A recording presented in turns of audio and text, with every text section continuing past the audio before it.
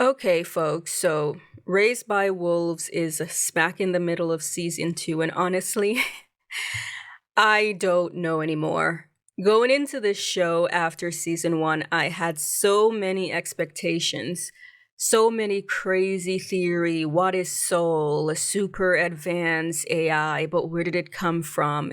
An alien civilization or just human technology gone rogue? I had no idea. What is that giant snake? It's responsible for what happened to the inhabitants of Kepler 22b. It's going to devour them. Now I'm told it's vegetarian. So I have no idea what's going on anymore. 5 episodes into Raised by Wolves season 2, and the only thing I can think is, where is this going? All my expectations from season 1 have been subverted, just completely subverted. Mother and father and their relationship continue to remain interesting as they become more and more human, as father tells mother. But this episode, season 2, episode 5, The King, is by far the creepiest, weirdest, off the chart, most bizarre episode so far. So if you haven't been watching this show, honestly, it's not for everyone. But if you like cray cray, if you like alien civilizations, if you like bizarre theories, then this show is for you.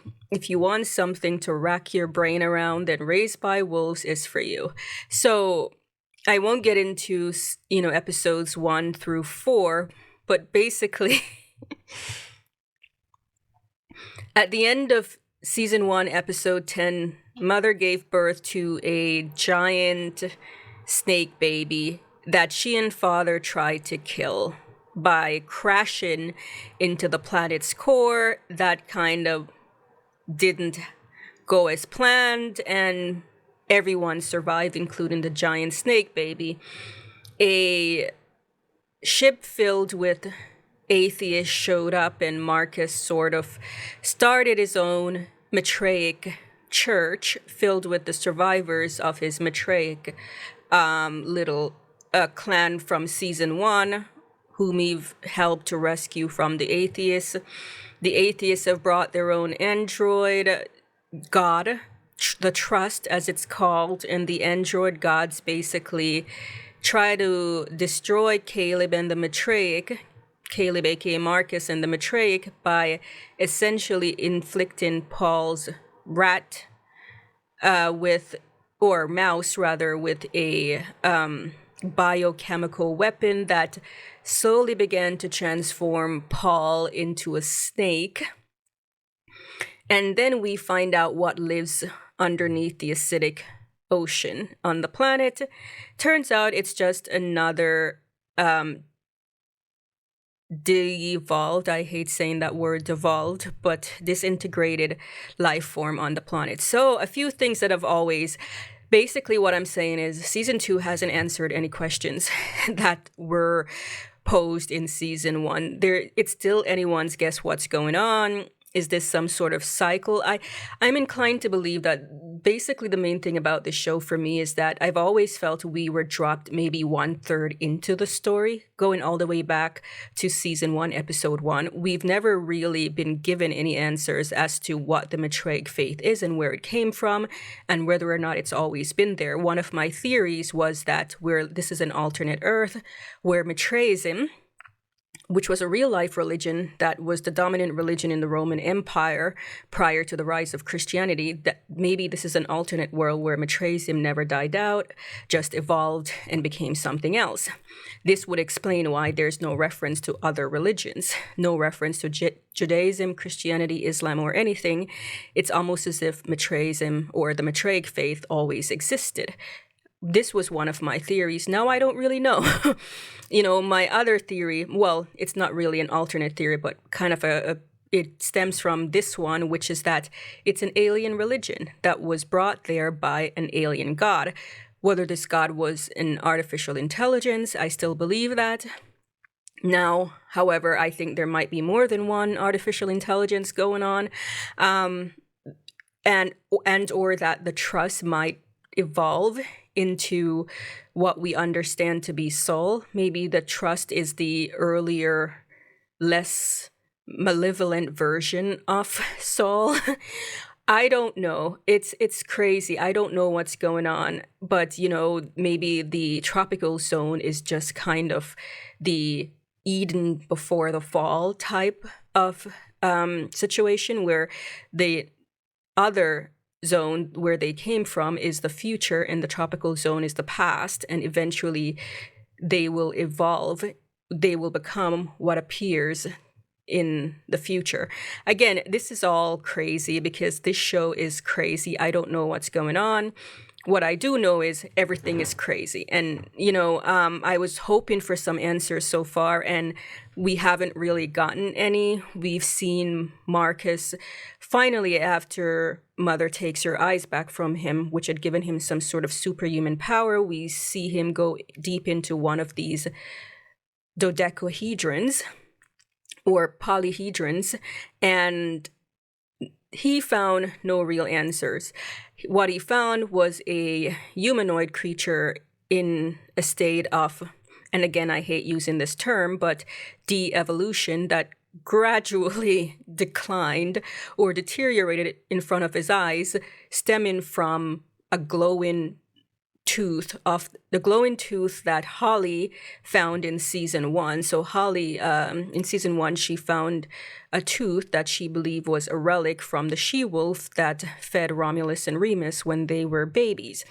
And now we know it had some sort of powers. The show creators, Aaron G., it's a long Polish name, has said that the tooth has some nanotech properties, which again kind of plays into my theory that we might be dealing with a cybernetic experiment gone wrong, that these are, now I don't know, initially I thought humanoids experimenting with cybernetic technology that led to some sort of radiation decline that has led to their current predicament. Now I'm thinking, what if it's the other way around? What if it's artificial intelligence and AI technology attempting to create life by experimenting with primitive creatures using nanotechnology to make them more humanoid, more advanced, more intelligent, and ultimately these creatures rebel because they realized that it was destructive, this technology, this AI.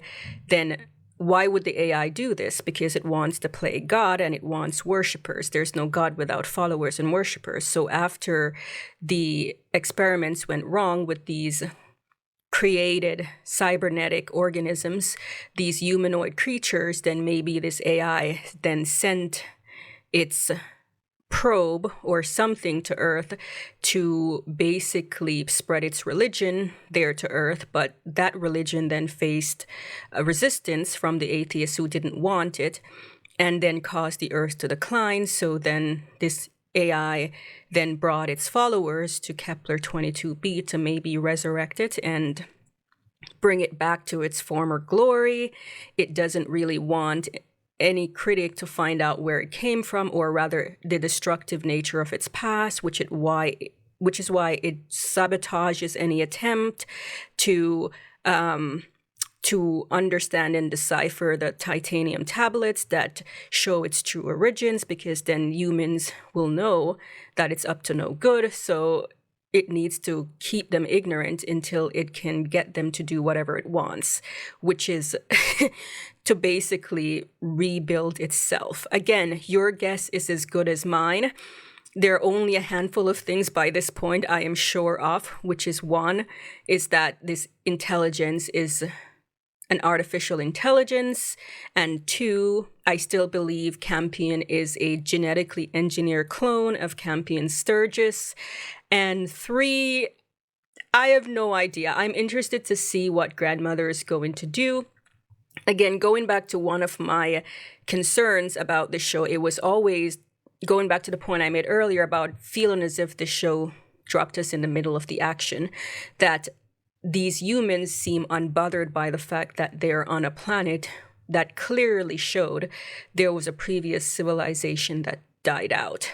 They seem unaffected and unbothered by it. They walk and they find the remains of an alien creature. They see creatures that appear to be intelligent, but in some stage of, as they call it, the evolution. Yes, I know it was mother and father, but they don't seem to think much about it. They don't seem to think much about the fact that there was a previous civilization on this planet. It's just, oh, well, alien life existed. It's almost as if they expected it, or they just don't think about it because maybe it's happened before. Maybe, whatever the case, as we saw in this episode, Mother tells Cleaver, the leader of the atheists, that, humans can also be programmed. So what if this is what has happened? There was a collective memory swipe from these humans that kind of make them not think too much about their past, that they've forgotten where they came from and they've forgotten everything. And anyway, this is a crazy show. The most bizarre thing was with Vril, the android daughter of Decima, Marcus's new squeeze. That didn't last very long. I did not anticipate a massacre, and I did not anticipate episode 5 to end in a massacre. I did not anticipate these characters to be wiped out so quickly, and it was the creepiest, most bizarre, unexpected, out of the blue thing I had ever seen. This show gets crazier.